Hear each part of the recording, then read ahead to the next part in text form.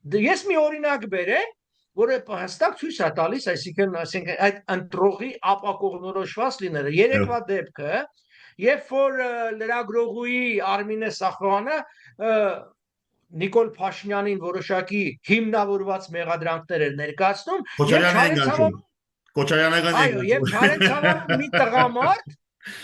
մի տղամարդ Արմինե Սախոյանին ասում է. իսկ Լևոն Քոչարյանով է, որ միլիոնատեր լինի։ Հիմա հարց, ինչու ես այդ հարցը դու տալիս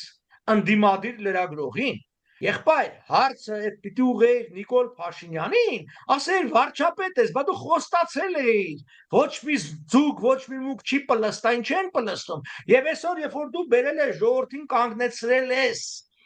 Հայաստանի թրքացման ուղու կամ երկընտրանքի եւ ռուսական ազդեցության մեծացման առաջ էլի քո մեղքն է Նիկոլ Փաշինյան, որովհետեւ դու ոչինչ չարեցիր առաջինը, եթե հանցագործներին պատժելու եւ ուներ զրկելու,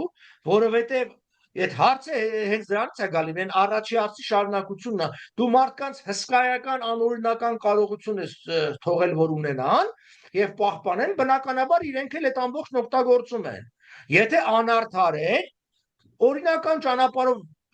ժամանակ ունեիր, այսինքն 8 տարին քիչ չի, օրինական պատասխանատվության ենթարկել։